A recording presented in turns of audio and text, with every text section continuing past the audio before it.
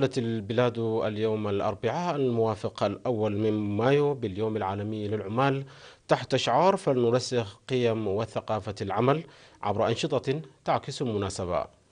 ففي الاحتفال الذي جرى على مستوى البلاد في منطقة مايحوطة بالإقليم الأوسط، أوضحت وزيرة العمل والرعاية الاجتماعية السيدة سلمى حسن أن الحكومة الإريترية وانطلاقا من اعتماد ثقافة العمل كحجر الزاوية للتطور تقوم بتنفيذ الكثير من البرامج الكبيرة بميزانيات ضخمة، مشيرة إلى أن تطور واستمرارية أي بلد يرتكز على مدى احترامه للعمل والمهنية، وعلى أساسه تقيم مسيرة نمو وديمومة أي دولة. من جهته أوضح الأمين العام للكونفدرالية الوطنية للعمال السيد تخست بايري بأن تقرير منظمة العمل الدولية يفيد بتسريح نحو 400 مليون عامل عن العمل في الفترة الحالية، وأن الشباب أكثر الفئات المتضررة من عمليات التسريح الضخمة، مشيرا إلى أن الدول الداعية لانفتاح الأسواق هي الأكثر تضررا، موضحا إلى نجاعة نهج الحكومة والجبهة السياسي المستقل وحب العمل والإخلاص لدى الشعب مما مكن من تحقيق إنجازات تنموية كبيرة. كما أوضح مسؤول الشؤون السياسية للجبهة الشعبية للديمقراطية والعدالة السيد يماني قبر آب تزامن احتفال الأول من مايو مع حملتنا التنموية الشاملة الهادفة لتطوير البلاد، ويدل على قوتنا وقدراتنا الذاتية لتحقيق ذلك، مؤكدا على أن المشاركة الشعبية الكبيرة في الأنشطة التنموية تدل على وضوح رؤانا ومتانة تأطيرنا، إلى جانب تأكيد أن العمل والمهنية والفنون والتعليم أدوات قوية لعزتنا وازدهارنا. بدوره أوضح حاكم الإقليم الأوسط السيد كحساي قبري هوت أن العامل مركز النمو الاقتصادي والمسيرة التنموية، مؤكدا بحتمية تحقيق بلادنا لأهدافها بفضل حب شعبها للعمل والتفاني في المهنية في مختلف القطاعات بالدولة. هذا واشتملت فعاليات الاحتفال باليوم العالمي للعمال على أنشطة تشجير واسعة قام بها عمال المؤسسات الناشطة في العاصمة أسمرة في منطقة مايحوطة بغرس الشتول، كما قام عمال مدينة مصوع بأنشطة تشجير مماثلة في مقبرة الشهداء بمنطقة أم كلو. يشار إلى أن بلادنا تحتفل باليوم العالمي للعمال للمرة 22، فيما يحتفل بها للمرة 123 على المستوى العالمي.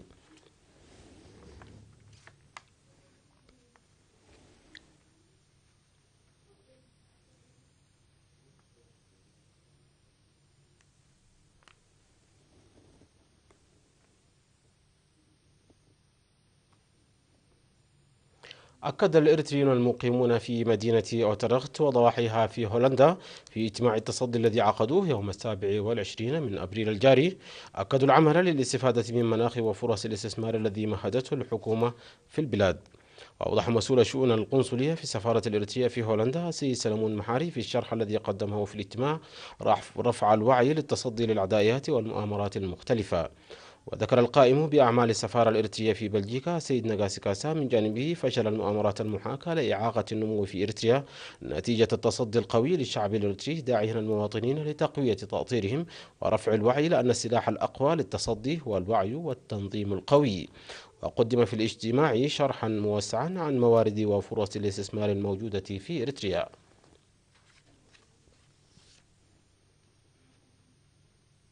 أعرب سكان منطقة اللبانياي في مديرية هيكوتا عن ارتياحهم لحل مشكلة مياه الشرب. وأوضحت السيدة آمنة إدريس والسيدة عائشة همد أنهم كانوا يعانون من مصاعب جلب المياه من أماكن بعيدة نتيجة مشكلة المياه في قريتهم، وكان ذلك يؤثر على حياتهم الاجتماعية. وذكر كل من الطالبة حواء حسين والسيد آدم عثمان أن مشروع المياه الذي أرسي ساعدهم على تسيير حياة مستقرة وإزالة إشكالية هدر وقت الطلاب في جلب المياه. أوضح مدير مديرية هايكوتا السيد حامد يوسف أن حل مشكلة مياه منطقة بلقاي والبانياي تأتي في إطار جهود حل مشاكل المياه في مختلف مناطق المديرية.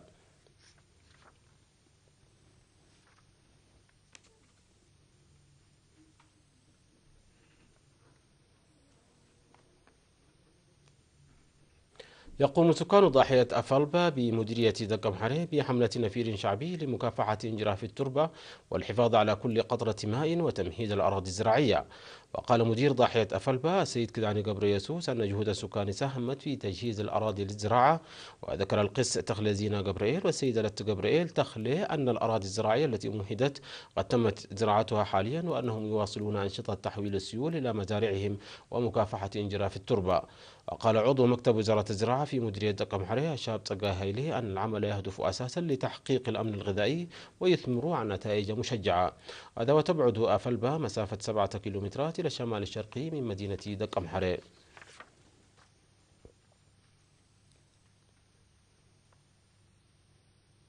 تلقى حوالي 250 من مدراء وعمال المرافق الخدمية في مدينة مصوع تلقوا دورة تأهيلية لرفع جودة الخدمات في مؤسساتهم. وأوضح مسؤول تنمية القدرات البشرية في وزارة السياحة السيد تخلي أفورقي أن الدورة شملت الفندقة وإعداد الطعام ومراقبة الأغذية والمشروبات.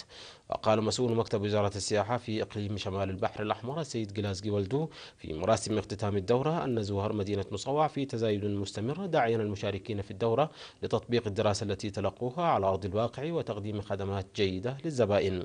وذكر الشاب تصفى مريم قرماتيون والسيد تيدروس قرماي المشاركان في الدورة التأهيلية أن التأهيل الإداري الذي تلقوه سيساعد في تحسين مرافقهم والخدمات التي يقدمونها. وشكر جهود وزارة السياحة للارتقاء بقدراتهم.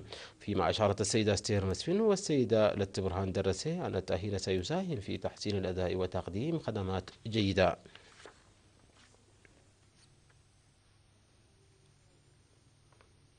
عقد في الشأن العالمي مشاهدينا، كشف تقرير جديد عن الصومال مقتل أكثر من 4 مليون شخص في الصومال خلال المجاعة في عام 2011. وأوضح التقرير بأن معظم القتلى هم من الأطفال دون ال5 من العمر، مشيرا إلى أن مقتل أكثر من 260 ألف شخص من السكان في تلك الفترة دليل واضح على مدى تلاعب المنظمات الإنسانية العالمية بأموال المساعدات المقدمة للشعب الصومالي. وأكد التقرير إقلاق العديد من المستشفيات في الصومال بسبب النقص الحاد في تجهيزاتها على الرغم من المساعدات المالية الضخمة لإعادة تشغيلها. وفي الختام أوضح التقرير استمرار آثار جفاف عام 2011 على الآلاف من الصوماليين وخاصة النساء والأطفال والعجزة الذين يواجهون ظروفا متدهورة في المعسكرات المنتشرة في جميع أنحاء البلاد.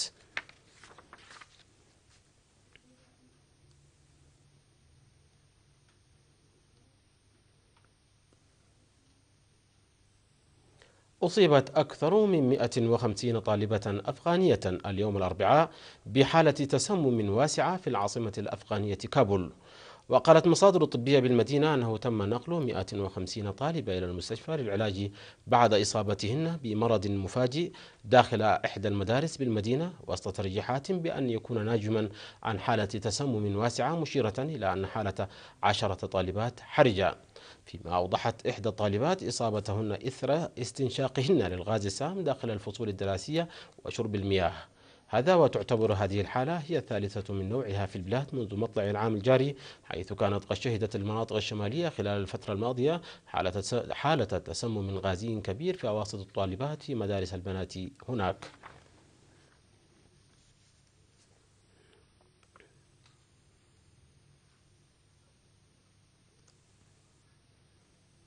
التقى وزير الخارجية الصيني وانغ يي اليوم الأربعاء برئيسة الوزراء التايلاندية ينغلاك شيناواترا في العاصمة التايلاندية بانكوك في مسعى لتطوير العلاقات الثنائية بين البلدين. وأوضح وانغ في مؤتمر صحفي مشترك مع نظيره التايلاندي سواريونغ توفيشايكول بأهمية تطوير علاقات التعاون المشترك بين الجانبين لخدمة مصلحة البلدين ومنطقة جنوب شرق آسيا بصورة عامة.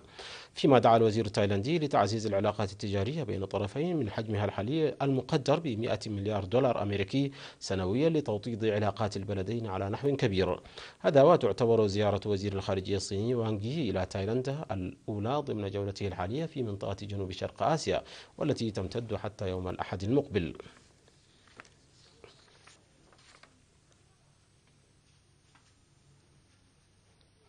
أدت اشتباكات عنيفة داخل البرلمان الفنزويلي يوم أمس الثلاثاء إلى إصابة عدد من النواب بجراح مختلفة.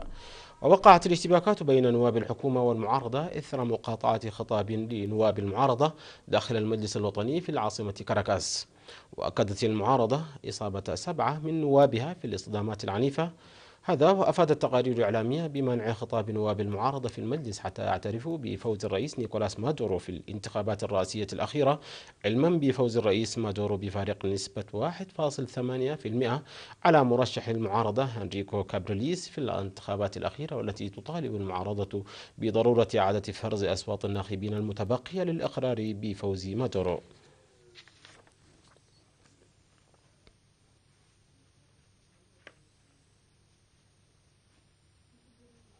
ضرب زلزال قوي بلغت قوته 5.8 درجة على مقياس ريختر اليوم الأربعاء شمال الهند. وقالت تقارير جيولوجية من مركز الزلزال أن الزلزال كان على عمق 10 كيلومترات شمال شرق مدينة بحدروة في شمال الهند، فيما أفادت وسائل الإعلام المحلية بحدوث أضرار واسعة جراء الزلزال، إلى جانب حالة هروب كبيرة للسكان عن المباني في منطقة جنانهار في شمال البلاد. هذا ولم ترد حتى الآن أي تقارير عن حجم الإصابات الناجمة عن الهزة الأرضية القوية التي تأتي بعد أسبوعين من زلزال قوي ضرب الحدود الإيرانية الباكستانية، مخلفا مقتل 40 شخصا وإصابة آخرين.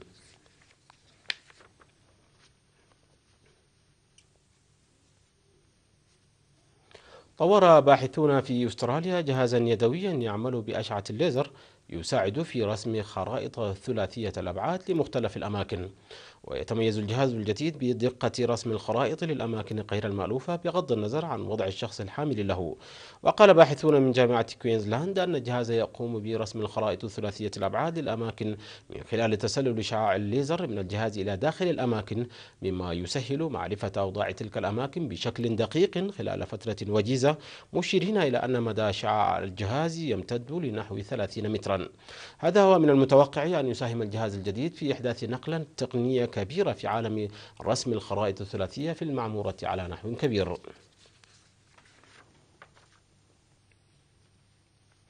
تشهد مدينة قسطنطينة في جنوب الجزائر هذه الأيام إقامة المهرجان السنوي للجاز بمشاركة دولية كبيرة. وافتتحت الدورة 11 للمهرجان يوم 25 من شهر أبريل المنصرم، والذي يمتد حتى يوم 3 من شهر مايو الحالي. وشهد حفل افتتاح المهرجان تقديم عروض مختلفة للجاز من الفرق الشعبية بالبلاد. ويصادف مهرجان هذا العام مع يوم الجاز العالمي لمنظمة التربية والعلوم والثقافة التابعة للأمم المتحدة اليونسكو، والذي يصادف 30 من شهر إبريل من كل عام. يشار إلى أن مهرجان الجاز في مدينة قسطنطينة الجزائرية انطلق عام 2003 ويحظى بإقبال جماهيري كبير في المنطقة.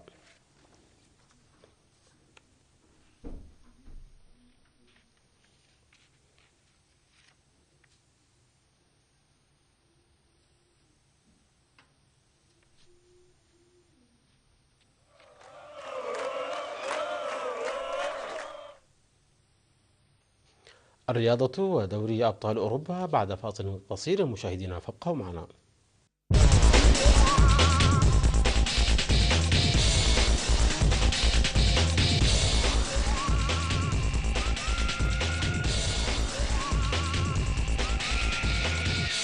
تأهل نادي بروسيا دورتموند الألماني يوم أمس الثلاثاء إلى المباراة النهائية لبطولة دوري أبطال أوروبا لكرة القدم، على الرغم من خسارته في مباراة الإياب ضد نادي ريال مدريد الإسباني بهدفين دون مقابل، مستفيدا من مجموع نتيجة المباراتين والتي بلغت 4 أهداف مقابل 3 لصالحه.